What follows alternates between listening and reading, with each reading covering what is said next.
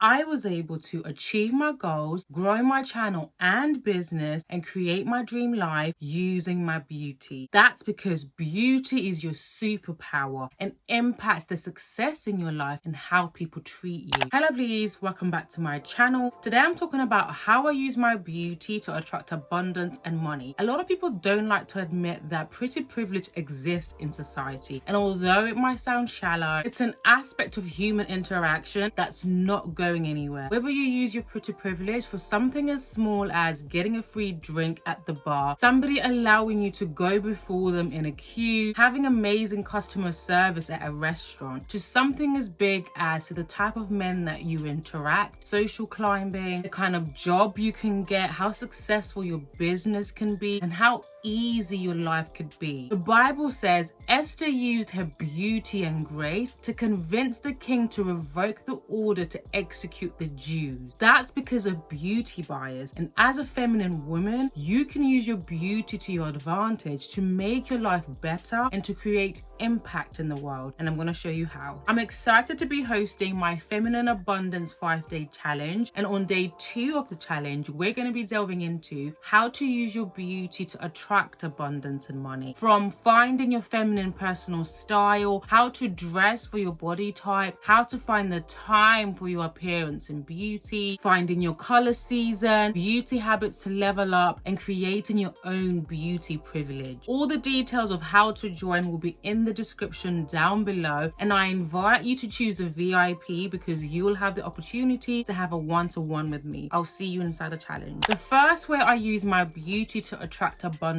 and money was leaning into my unique beauty. When I first came to the UK when I was younger, the beauty standard wasn't anything that I looked like. It was Eurocentric, it was slim figures, it was long silky hair. And kids can be so cruel. They emphasize features in my physical appearance and deem them as being ugly, from the shape of my nose, my skin tone, my body shape, the roundness of my bum, which made me believe that I wasn't beautiful, that I was unattractive. But as I grew older and entered more multicultural spaces, those same features that were deemed unattractive were seen as my most attractive features. And I started having words like beautiful, gorgeous, pretty to describe my physical appearance. And that's when I discovered my appearance strengths, and not just from compliments and the feedback I was receiving from other people, but from what I liked about myself. What were my favorite features about myself? Things like my skin tone, my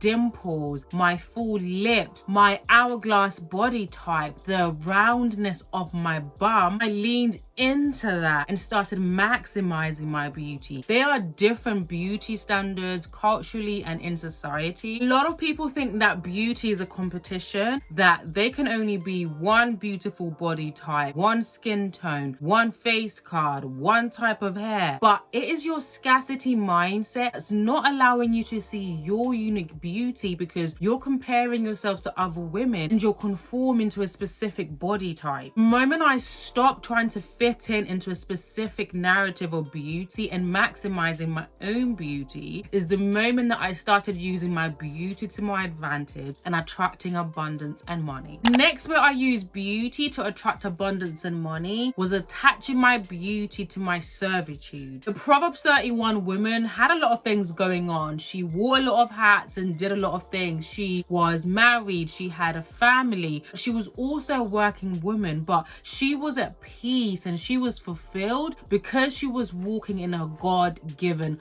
purpose. I use this platform and my business to empower women in all things femininity, womanhood, and wealth. I know what my God-given purpose is, and I'm walking in servitude. A lot of attractive women use their beauty only for superficial gain, to attract a wealthy man, to get people to do things for them. But a soft feminine woman understands that as women, we are meant to serve, nurture, and provide value. You need to be be able to understand what impact you want to be able to make on the world using your beauty. How are you serving? How are you helping? How are you providing value? We've all come across beautiful women and thought they could be somebody. They could be a model. They could be on TV. They could be acting. They have amazing skin. They could be an ambassador for this skincare company. People can assume that beauty is shallow, but all those roles create impact. So if you want to attract abundance and money, you need to attach your beauty to your servitude.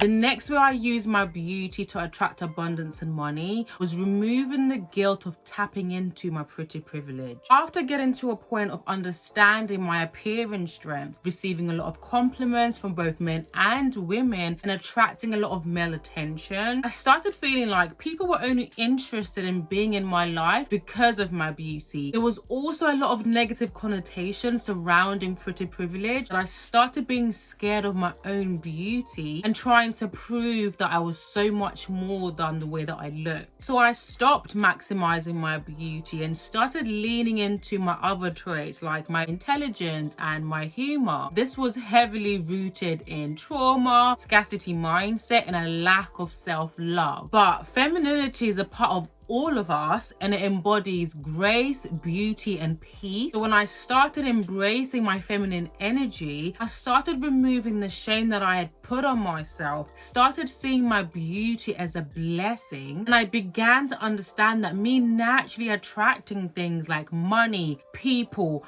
peace was not a form of manipulation. It was natural and a privilege. The other way I used my beauty to attract abundance and money was becoming visible. If you look at the thumbnails on my YouTube videos, or the pictures across all my social media platforms, or the pictures on my website, you see me. I became the face of my personal brand and business. But if you know me personally, you know that I'm a private introvert masquerading as an extrovert. It took me 10 years to mask up the courage to start my YouTube journey. I started my YouTube channel when I was 30 years old, and there was times where I wouldn't even be using my face on my thumbnails. But we all know that visibility is 101, the most important thing when it comes to marketing your business or being on social media. So you have to show up, but it's not just about showing up. When you're scrolling on social media, your eye is most likely to be caught by a beautiful, attractive woman. Before you've even seen what their content is about or read the text that's on their videos or pictures, the first thing that catches your eye is how they look. Whether it's their hair, their makeup, their body type, their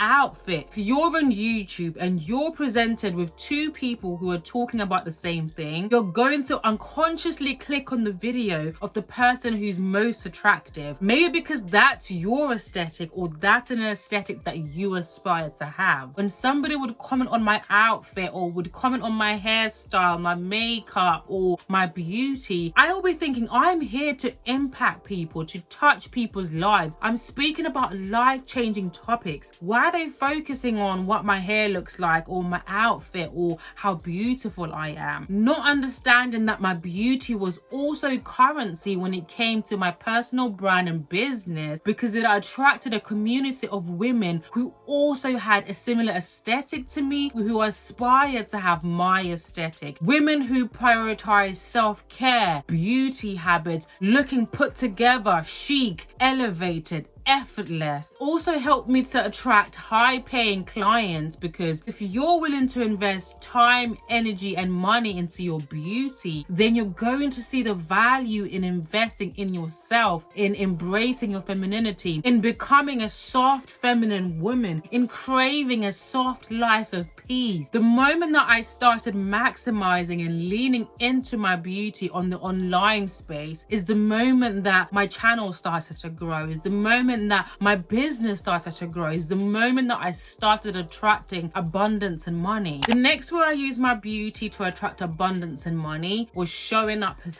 her. When I used to work a 9 to 5, I didn't care about my appearance whatsoever. I had a crusty work wig with the parting as big as the River Nile. I wore fluffy sliders to work. I wore really unflattering clothes. I just didn't care how I showed up in the workplace. And I always thought that me being a young young black female played a part in not being taken seriously and having to work 2 or 3 times as hard to show my worth, to show my value. But I remember my first manager when I had graduated from university. Her name was Kelly. She was fabulous, darling. She took great pride in the way that she looked. She always had burgundy nails. They were short in a square shape. She always wore heels. When you would hear click, click, click, click in the holes, you knew that Kelly was coming. And that's where I got the click, click effect from. Her hair was voluptuous. The volume, it was shiny. It was stunning. She was always dressed in either a trouser suit, skirt suit, or a pencil dress. The perception that came from the way that she carried herself was she was organized, she was confident, she was likable, she was competent. And that's because of beauty bias and the personality traits that you unconsciously associate with somebody because of their physical beauty. You are a walking, talking brand. The way that you carry yourself impacts the way that people see you, perceive you, and treat you. So I started showing up as the abundant version of myself and not waiting until I had more money, until I had more opportunities. I had a crystal clear vision of what that feminine, abundant version of myself looked like. I started dressing like her. I started doing my makeup like her, doing my hair like her. I started emulating her beauty habits and routines. Beauty provides you social status where people now associate those positive personality traits with you. The next way I used my beauty to attract abundance and money was through self-love. The reason why I had allowed those kids all those years ago to convince me that I was unattractive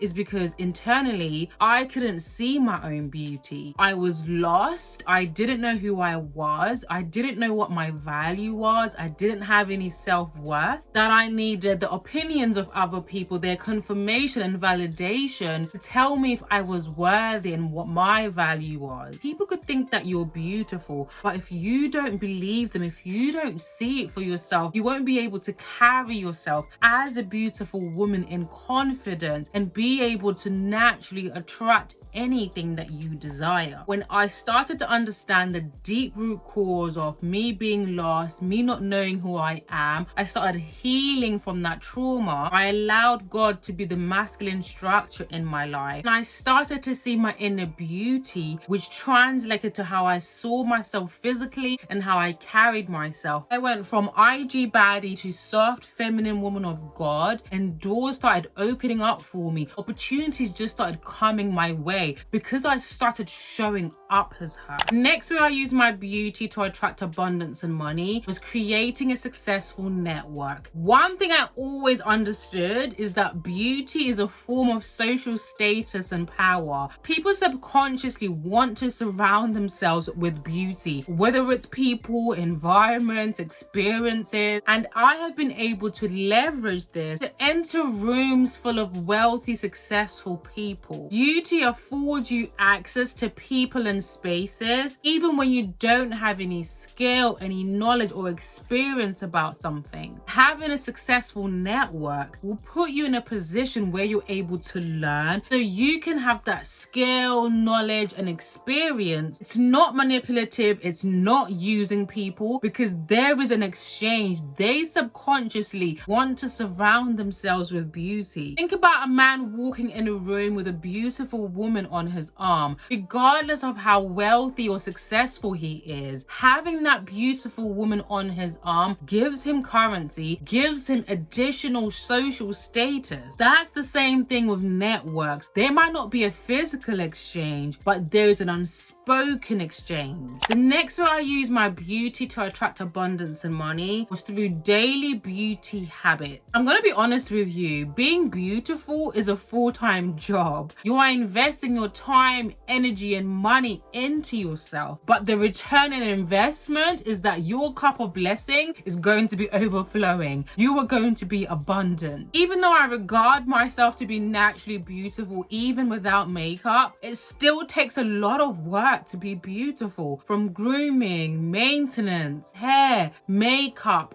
outfits, jewelry, and so much more that you have to do on a day-to-day basis. You could be physically attractive, but if you have BO, that could instantly make you unattractive. So you need to create beauty habits and routines in order to maintain that beauty. I'm actually going to be doing a whole entire video on daily beauty habits, so make sure you stay tuned for that. The message here is pretty privilege exists, so you need to maximize and lean into your beauty so you can make a better life for yourself and create impact in the world. Like this video if you want to see more videos on femininity and abundance. Subscribe to the channel, hit the notification bell so you're notified every single time that I upload a video, and I will see you in the next video. Mwah.